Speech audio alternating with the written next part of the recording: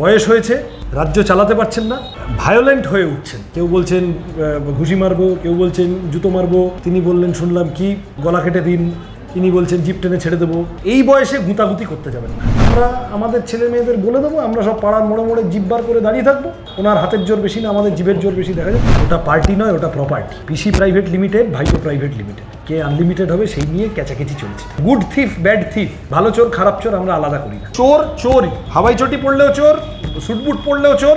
জেলে যেতে ভয় পাই না বলছেন, গোটা বাক্যটা হবে চুরি করে জেলে যেতে ভয় পাই। আজকে যিনি লক্ষ্মীর ভান্ডারে 500 টাকা পাচ্ছেন, রাজ্য সরকারটা যদি তৃণমূলের হাতে না থেকে সিপিএম এর হাতে থাকে তাহলে তিনি 1500 টাকা পাবেন।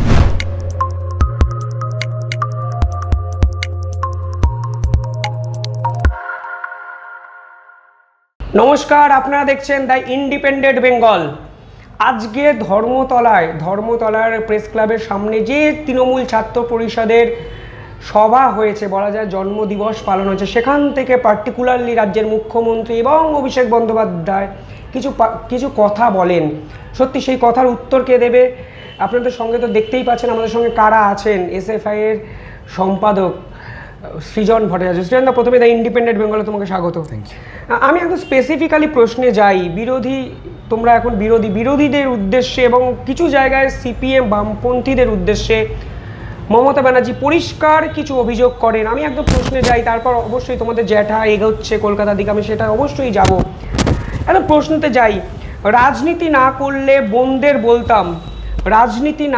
বোনদের বলতাম মিথ্যেবাদীদের জিভ টেনে খুলে ফেলে দিতে। আক্রমণ মমতা ব্যানার্জি। রাজ্যের মুখ্যমন্ত্রী এ ধরনের কথা কি বার্তা দেয় সমাজে? অবশ্যই একটা প্রশ্ন উঠবে, মিথ্যেবাদী বলা হচ্ছে বিরোধীদের, কি বলবে পার্টিকুলারলি সৃজনদা? মরণকালে হরির নাম হচ্ছে, যত বুঝতে পারছেন যে শেষের দিক আসছে। আমি রাজনৈতিক মরণের কথা বললাম। ওই কথা আছে না, পিপিলিকার পাখা ওড়ে মরিবার তরে। যত শেষের সেদিন ভয়ঙ্কর বুঝতে পারছেন, তত গোটা তৃণমূল দলের আগা পাশতলা এই ধরনের অসংলগ্ন কথাবার্তা বেরোচ্ছে। কেউ বলছেন ঘুষি মারবো, কেউ বলছেন জুতো মারবো, কেউ আজকে আবার আরেকজন ওনার, তিনি বললেন শুনলাম কি গলা কেটে দিন আমার, তিনি বলছেন জিপ টেনে ছেড়ে দেবো। ভায়োলেন্ট হয়ে উঠছেন। বয়স হয়েছে, রাজ্য চালাতে পারছেন না, অবসর নিন। এই বয়সে গুতাগুতি করতে যাবেন না। যা করেছেন যথেষ্ট সর্বনাশ করেছেন। রাজনীতি যখন উনি করতেন না তখন কত রকমের তঞ্চকতা, প্রতারণা, দ্বিচারিতার আশ্রয় নিয়েছেন বাংলার মানুষ দেখেছে। আমি চম্পলা সর্দার থেকে তাপসী মালিক থেকে শুরু করে একের পর এক ঘটনা বলে যেতে পারি। ডক্টরেট ডিগ্রি থেকে শুরু করে একের পর এক ঘটনা বলে যেতে পারি। ফলত ঠিক আছে বলেছেন, অসুবিধা কিছু নেই, কিন্তু এই কথা খুব সিরিয়াসলি নেওয়ার খুব জায়গা আছে বলে মনে হয় না। আর যদি খুব সিরিয়াসলি নেওয়ার মতো করে বলে থাকেন তাহলে অসুবিধা নেই। আমরা আমাদের ছেলে মেয়েদের বলে দেবো, আমরা সব পাড়ার মোড়ে মোড়ে জিভ বার করে দাঁড়িয়ে থাকবো। উনি দেখা যাক কী করেন। ওনার হাতের জোর বেশি না, আমাদের জিভের জোর বেশি। দেখা যাক। পার্থ চোর, কেষ্ট চোর, ফিরাদ, অভিষেক, মমতাও চোর। মমতা ব্যানার্জি খোদ এই প্রশ্ন তুলেছেন কোথাও গিয়ে, একটা পরিষ্কার ইঙ্গিত, ব্যঙ্গ বিদ্রুপ ইডি সিবিআইয়ের দিকে, এবং এটা বলেছেন ইডি সিবিআই দিয়ে বাড়ি বাড়ি লুট হচ্ছে। একমত? নারদার সময় একবার এরকম একটা মিটিং থেকে বলেছিলেন আমি চোর, কুণাল চোর, টুম্পাই চোর, মুকুল চোর। উনি ঘটনাচক্রে যাদের নামে প্রশ্ন করে লিস্ট দিয়ে দিয়েছিলেন, পরে ওটা বাংলার মানুষ বলেছিল যে উনি আসলে কোয়েশ্চেন করছেন না, উনি আসলে বকলমে কোয়েশ্চেন করার ছলে সিবিআইকে লিস্ট দিয়ে দিচ্ছেন যে এরা এরা এরা এরা চুরি করেছে। সৃঞ্জয় বসু জেলে গেছিলেন, কুণাল ঘোষ জেলে গেছিলেন, মুকুল রায় বিজেপিতে চলে গেলেন বাঁচার জন্যে। এখন কথা হচ্ছে যে আজকেও যাদের যাদের নামে বলছেন, উনি বলছেন মানে পরিষ্কার বুঝতে হবে that is how are psychology works. উনি বলছেন মানে বুঝতে হবে ডালমে কুচ কালা হয়, এরা প্রত্যেকে কোনো না কোনো দুর্নীতির সাথে যুক্ত। কাদের কাদের নাম বলেছেন? অবশ্যই উনি বলেছেন পরিষ্কারভাবে পার্থ চোর, কেষ্ট চোর, ফিরাদ, অভিষেক, মমতাও চোর। এই তার মানে অন্তত 5 জনের নাম যারা এই গোলমালের মধ্যে জড়িয়ে আছেন। 2 জন তো এখন জেলে আছেন, আর 3 জন বাইরে আছেন। তারাও কবে জেলে যান? মুখ্যমন্ত্রী নিজে শুভ সূচনা করে দিলেন তাদের সম্পর্কে তদন্ত হওয়ার।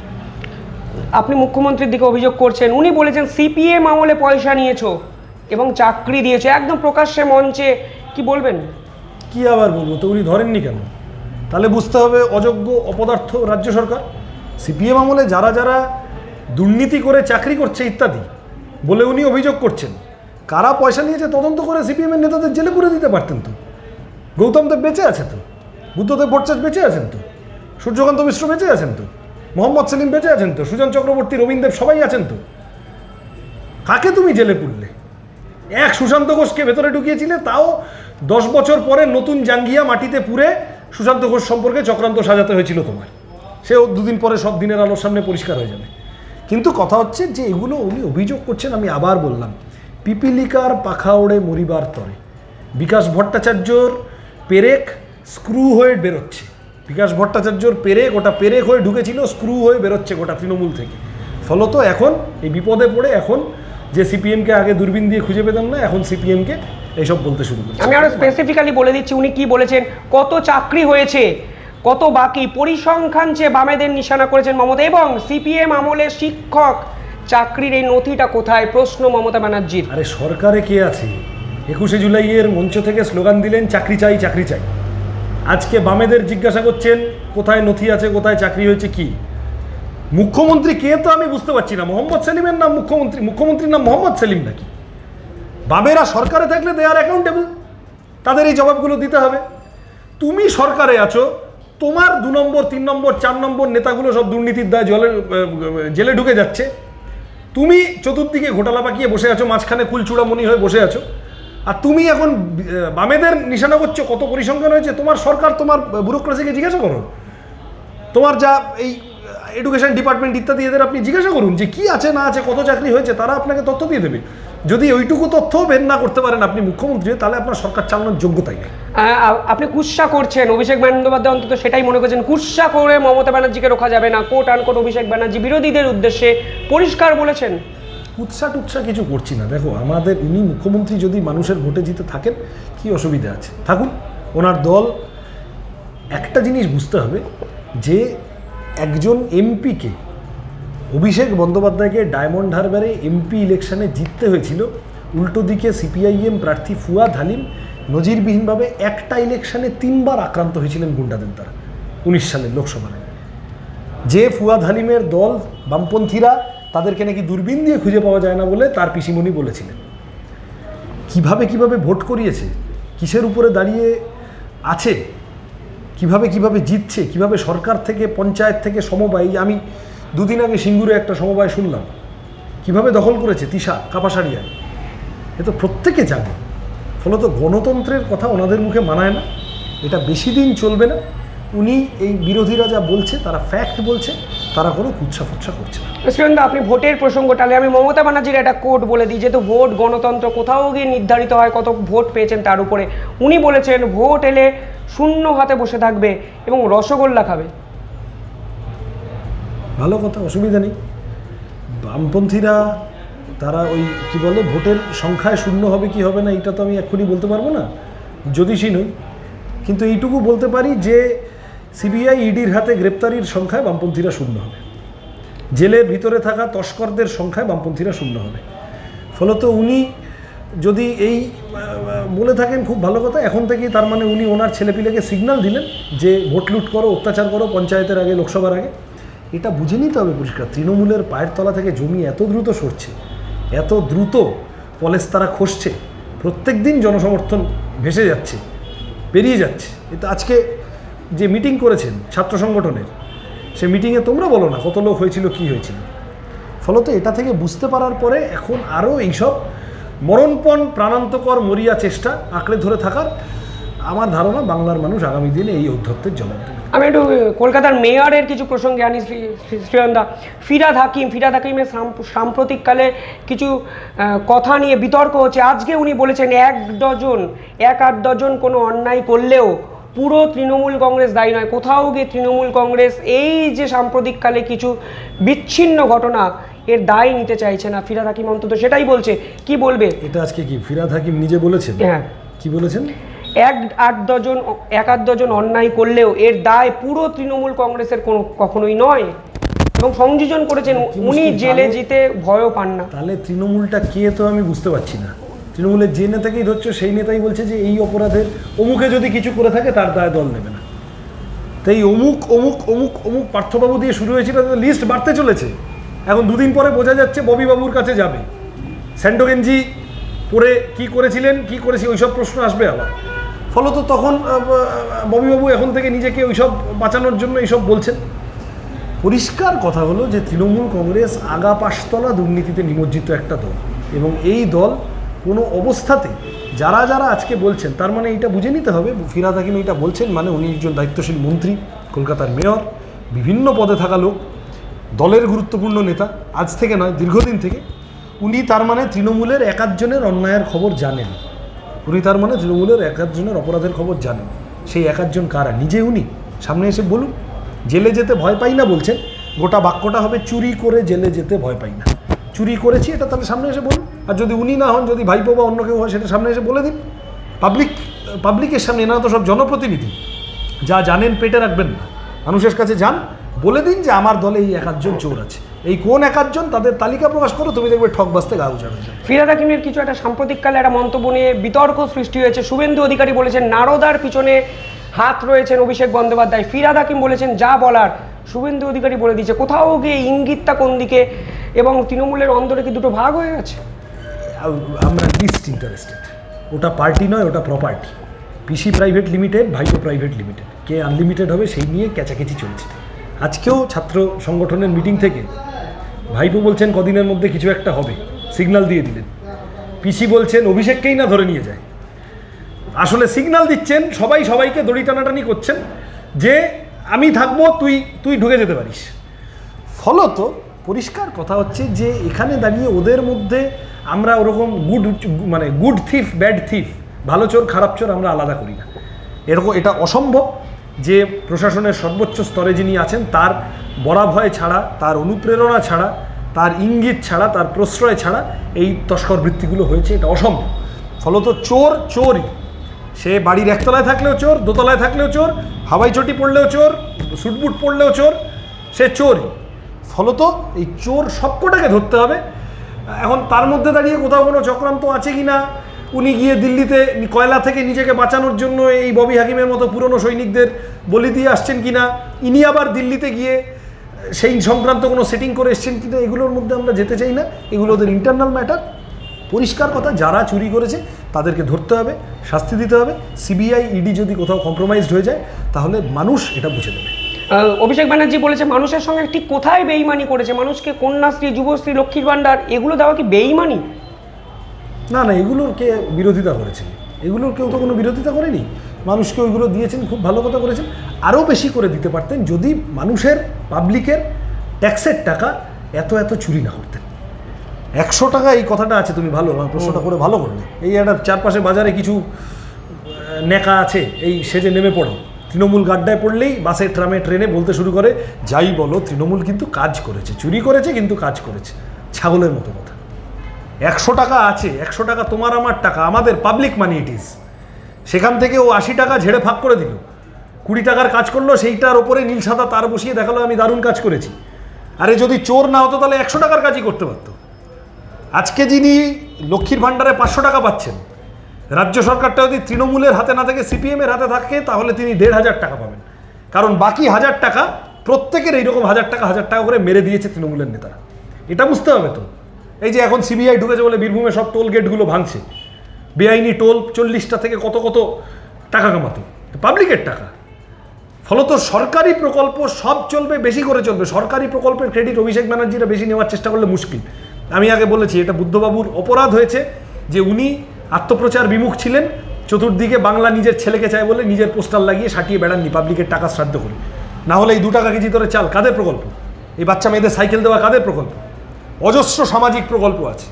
তারপরে দাঁড়িয়ে আপনি যে একটা দুটো ক্যাশ দেওয়ার অর্থনীতি চালু করেছেন, আমরা তারও প্রতিবাদ করিনি, কিন্তু আমরা কেবল এইটুকু বলেছি, সবিনয় বলেছি যে সরকারের কাজ একজনকে 500 টাকা দেওয়া নয়। আজকে যিনি 500 টাকার লাইনে দাঁড়ালেন, কালকে তার সন্তান যাতে 25,000 টাকার চাকরি পায় তার বন্দোবস্ত করে দেওয়া সরকারের কাজ।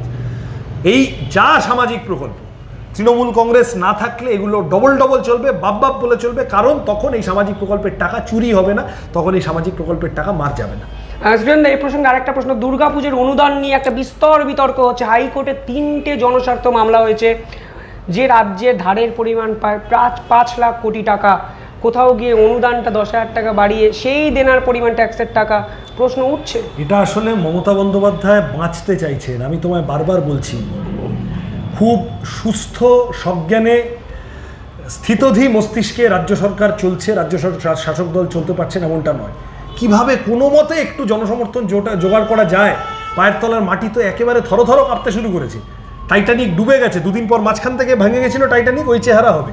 এখনও সেই চেহারা হয়নি, এখন ওই জন্য লাইফ বোটে ভেসে, এই লাইফ বোটের বিভিন্ন রকম চেষ্টা হচ্ছে। কখনো বলছেন এমনকি আমি পারলে আমার ভাইদেরও চিনি না, নিজেকে সব দেখানোর চেষ্টা, ওনার ইমেজের ওপরে দাঁড়িয়ে যদি আর কদিন ভোটে জেতা যায়। কখনো বলছেন যে আরও 10,000 টাকা বাড়িয়ে দাও, ক্লাবের ছেলেপুলোকে বলছেন। ক্লাব আমরা সবাই করেছি এবং খুব ভালো কথা, ঠিক আছে, অসুবিধে নেই। কিন্তু পরিষ্কার কথা হচ্ছে যে আপনি ক্লাবে টাকা দিন, চাকরিটাও দিন। আপনি ক্লাবে টাকা দিন, কৃষকের ফসলের দামও দিন। আপনি ক্লাবে টাকা দিন, আপনি লেখাপড়ার খরচ কমান। আপনি ক্লাবে টাকা দিন, আপনি আর ভর্তুকি দিয়ে পেট্রোল ডিজেল রান্নার গ্যাসের দাম কমান। এইগুলো মানুষের জীবনের নেসেসিটি, প্রাইমারি নেসেসিটি। এইগুলো আপনি কিচ্ছু করবেন না, আর তারপরে লাস্টে গিয়ে ক্লাবে 10,000 টাকা দিয়ে ভোটের সময় গিয়ে বলবেন দেখ আমি কিন্তু তোদের টাকা দিয়েছি, আমাদের ভোটটা দিস। এ অসম্ভব, এই দিয়ে বেশি দিন চলবে না। শ্রীলঙ্কা হওয়ার দিকে রাজ্যকে এগিয়ে নিয়ে যাচ্ছে। সুশান্ত, আপনি চাকরির কথা বললেন। হাইকোর্টে নজিরবিহীনভাবে বিচারপতি অভিজিৎ গঙ্গোপাধ্যায়কে সরানোর জন্য আইনজীবীদের একাংশ চিঠি দিয়েছে। প্রশ্ন এখানেই উঠছে, যে আইনজীবী এসএসসি মামলায় এত বড় একটা রায় দিয়েছেন, পরেশ অধিকারীর কন্যার চাকরি কেড়ে নিয়েছে, সেই আইনজীবীকে সরানোর জন্য আইনজীবীরাই চিঠি দিয়েছেন। নিশ্চিতভাবে কি বিস্মিত করছেন আপনাকে পুরো ঘটনা? তো হচ্ছে বটেই। আইনজীবীদের মধ্যে আমি ওই আইনের ব্যাপার খুব বলতে পারবো না, অভিজিৎবাবু ঠিক না ভুল, তিনি যেভাবে যে চালাচ্ছেন ওগুলো, কিন্তু ইট ইজ এভিডেন্ট যে ভদ্রলোকের একটা ওভারঅল ইন্টেনশন আছে দুর্নীতিমুক্ত বাংলা দেখা। একটা ওভারঅল ইন্টেনশন রয়েছে দুর্নীতিমুক্ত শিক্ষা ব্যবস্থা তৈরি করতে। উনি যেটুকু কাঠবিড়ালির অবদান বিচারপতি হিসেবে রাখতে পারেন সেটুকু রাখা। ফলত এখানে দাঁড়িয়ে আমি অভিজিৎবাবুর পক্ষে বিপক্ষে বলার জায়গায় নেই, কিন্তু এটা কারা করেছে, কি করেছে, তাদের এজেন্ডা কি, এমন যেন না হয়ে যায় যে অভিজিৎবাবুকে সরানোর চক্রান্ত তারাই করছে। কারোর সাথে কোনো আইনের ক্ষেত্রে ডিফারেন্স হয়ে থাকলে এক কথা, কিন্তু তারাই সব এই চক্রান্তের পিছনে পড়ে গেছে। যারা চাকরিচোরদের বাঁচাতে চায়, যারা চায় অঙ্কিতা অধিকারীরা এখনও বহাল থাকুন এবং ববিতা সরকাররা এখনও ধর্মতলায় খোলা আকাশের তলায় রাত জাগুন, তারা এই বিচারপতির পিছনে পড়েছে। এরকম যদি হয়ে যায় তাহলে এটা বুঝে নিতে হবে যে আইনকক্ষ অত্যন্ত গুরুত্বপূর্ণ জায়গা, কিন্তু আইনকক্ষ শেষ কথা নয়। আইনসভার পরেও আরও বড় একটা আদালত আছে, সেটা হলো মানুষের আদালত, জনতার আদালত। সেখানে পার্থ চ্যাটার্জি, অনুব্রত মণ্ডলরা কনভিক্টেড হয়ে গেছেন, অভিযুক্ত নয়, তারা আসামি হিসেবে সাজা প্রাপ্তি তাদের দুদিনের মধ্যে শুরু হয়ে যাবে। এবং আমি এই প্রসঙ্গে একটা প্রশ্ন করতে, বিকাশ রঞ্জন ভট্টাচার্য আমাদের ইন্টারভিউতে আপনারা দেখেছেন, এটা নিয়েই পরিষ্কারভাবে বলেছেন যে উনি রীতিমতো হতবাক। এবং সব্যসাচী চ্যাটার্জি এবং ফিরদৌস শামীম বলেছেন আইন ব্যবস্থা আদালত দ্বারা নিয়ন্ত্রিত, কোথাও গিয়ে পার্সোনাল বা ব্যক্তিগত স্তরে আক্রমণের জায়গা চলে গেছে, এটা অভিজিৎ গঙ্গোপাধ্যায়কে নিয়ে যাচ্ছে। আপনি ছাত্র নেতা, ছাত্রদের অধিকারের জন্য লড়ছেন, ছাত্রদের হয়ে যদি কথা বলেন, আপনি এই বিষয়টাকে কিভাবে দেখেন? আমি তো আবার বললাম, আইনসভার, আইন ব্যবস্থার স্যাংটিটি, তার পবিত্রতা বজায় রাখা উচিত। যারা কালো কোট পরে ওখানে গিয়ে দাঁড়ান, যিনি এজলাসে বসেন এবং যারা তার সামনে দাঁড়িয়ে সওয়াল করেন, তাদের দুপক্ষেরই আইনসভার গাম্ভীর্য বজায় রাখা উচিত। মোস্ট ইম্পর্টেন্টলি আইনসভার ভিতরে, আইন কক্ষের ভিতরে মানুষ সুবিচার যাতে পায়। মানুষ সরকারের কাছে আজকাল আর সুবিচার চাইতে আসে না। এমএলএ এমপিগুলোর এই অবস্থা দেখে, চোর চিটিংবাজ ডাকাত দাঙ্গাবাজে ভরে গেছে দেখে মানুষের শেষ একমাত্র আশ্রয় হয়ে দাঁড়িয়েছে আইনকক্ষ। সেখানে দাঁড়িয়ে মানুষ সুবিচার পাচ্ছে এমন কোনো জায়গায় যদি কোনো বিচারপতি বা এমন কোনো জায়গা যদি তৈরি হয় যেখানে মানুষ সুবিচার পাচ্ছে, তাহলে যদি তার সম্পর্কে কোথাও কোনো চক্রান্ত, কোনো ভিন্ন মত তৈরি করার চেষ্টা হয়, তাহলে সেটা আমাদের সকলেরই ভেবে দেখা উচিত। হ্যাভিং সেড দিস, আমি আবার বলছি যে আইন কক্ষকে ছ্যাবলামিতে পর্যবসিত করেছেন তৃণমূলের লোকেরা এর আগে একাধিকবার। একদল আইনজীবী তাদের নিজের দলের আইনজীবী নেতা সম্পর্কে মাতাল তোমায় চিনতে হবে, জানতে হবে বলে মিছিল করেছে। হাওড়ায় বামপন্থী আইনজীবীদের পেটানো হয়েছিল ফেলে।